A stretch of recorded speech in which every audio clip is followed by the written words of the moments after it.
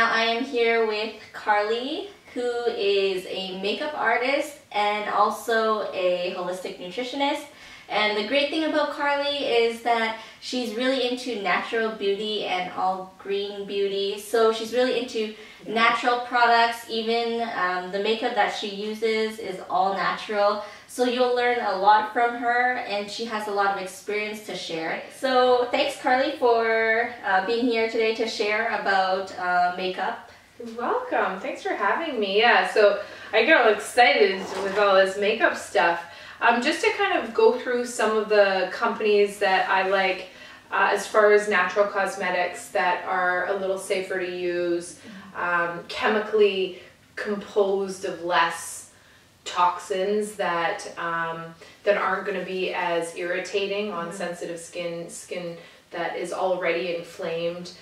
Potentially could worsen it, or some products might even help to minimize some of those symptoms.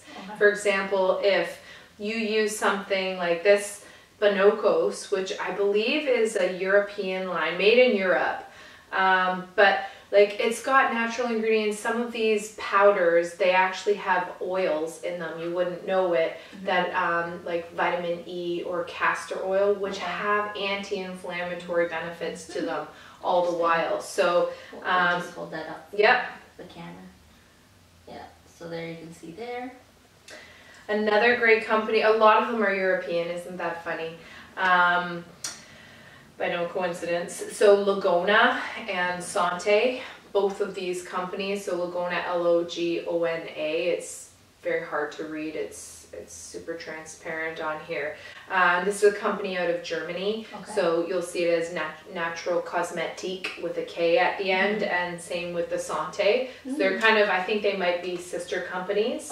But a lot of these ingredients, and I read through, and they are using like natural oxides, like a zinc oxide to naturally preserve the product, so that it's it does have a good staying power, as well as that it doesn't contaminate nearly as fast as some other natural cosmetics, because the cosmetic companies done conventionally have had over 100 years to figure out and iron out all the kinks, what preserves the products to last longer in their actual package. But then the other thing you have to factor is, does it last long on the face? Does the actual wear of the makeup have a good longevity? So natural cosmetics have been around for what, 30, 40 years at max. That is not as much time in history as some of the chemical companies, or conventional companies, I should say, that have been in existence for well over a century. So, but yeah, Sante and Lagona are really great.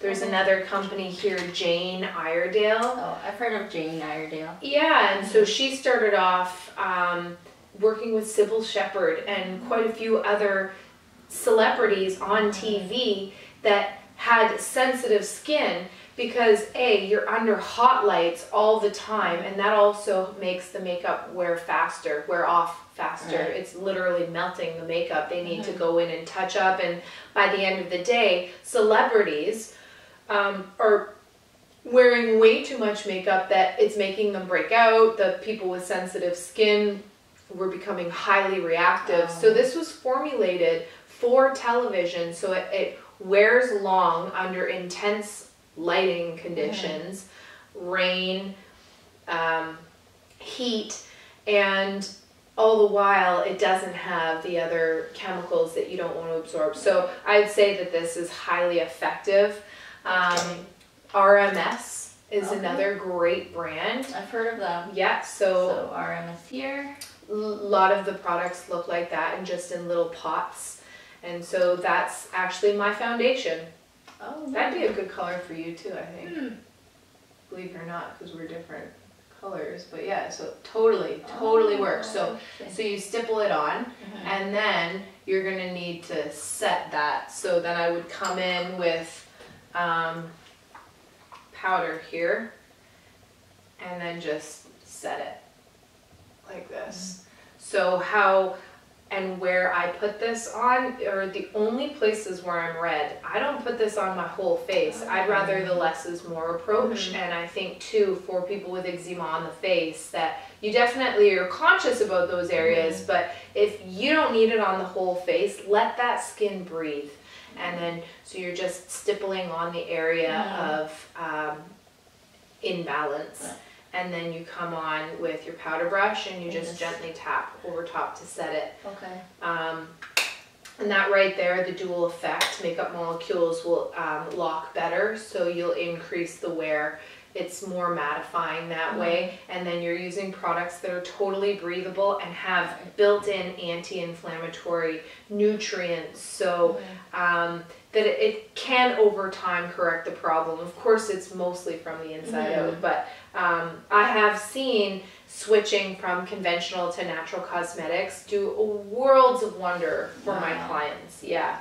So even if people have, like, say, I don't know, like flakes on their skin, like something like this, even though it's not exactly liquid, it's like more of a cream, it'll still be okay. Exactly. So someone who does have flaky skin, dry skin, tight skin, thin skin, that you actually do want to go for more of the cream or liquid consistency. If someone has super oily skin, maybe you want to stay with something that is a little bit more of a powder finish. That's going to give you more of that mattifying approach. Sometimes in the winter, my skin gets more dry, so I use a cream blush. And I find that that actually feels so protective and quenching for my skin cells. And then I use a powder blush in the summer, and I'm able to, you know, work out and breathe. But in the summer, I wouldn't want a cream blush. So that seasonally, I kind of switch up the consistency that I'm using in order to nourish the skin for the environment. Yeah. Do you have any tips for someone who maybe like flakes a lot on their skin, and like how it would last throughout the day? As far as, like, I think it's any successful makeup application starts with a good prep or foundation. So prepping the skin, so you're actually moisturizing before you put on your makeup. And I use rose hip oil. So going on damp skin with a rose hip oil, letting that absorb for 3 to 5 minutes, so then you go off and brush your teeth, and then once your foundation has been set, then you're able to build. On the areas where there's dryness, that you want to stipple more, and that's going to help, as opposed to going like this. That's going to lift up more of the skin cells in that area. If you stipple, then you're not going to have that same effect. So it's even in the application. Another thing that you can do too is, I have a sponge here that I would dampen the sponge. Oh, that's a good idea. Yeah, and then go on your skin that way, and then that's going to help.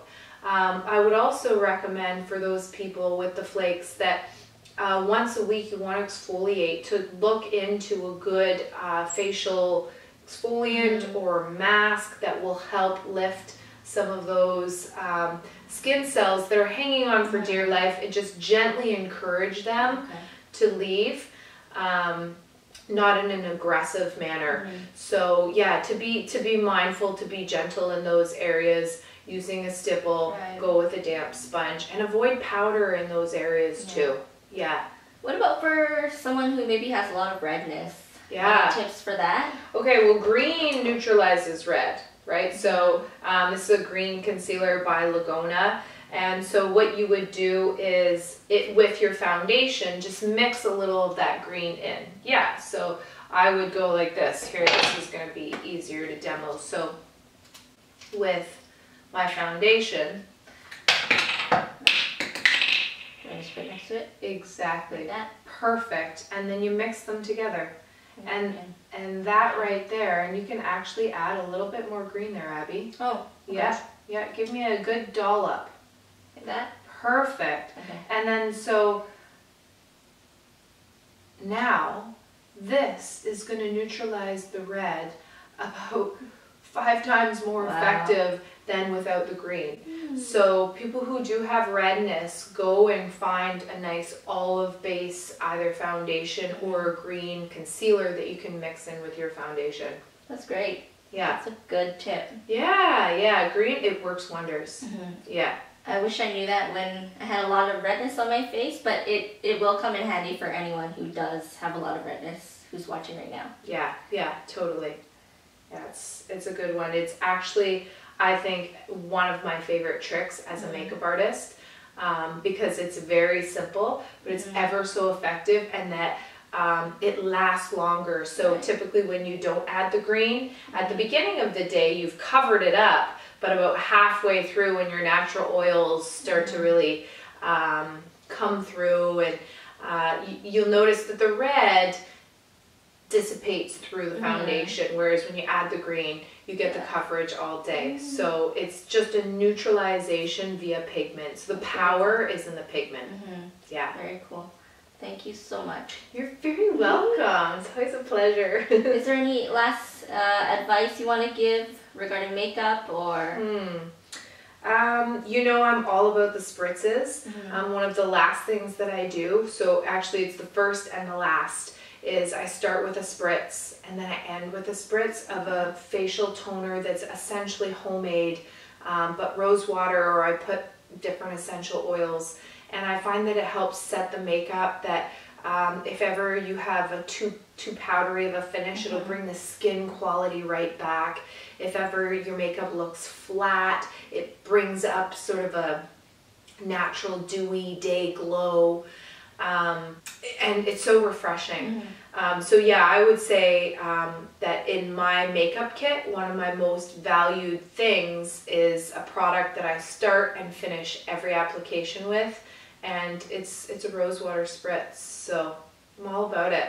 I'll remember that for my makeup. It's like a glass of water for the face. Yeah. So it just kind of plumps everything up, and it's my first and my last thing. So. Very nice. So thank you so much, Carly, for being interviewed today, and I hope those tips help you as well. Bye.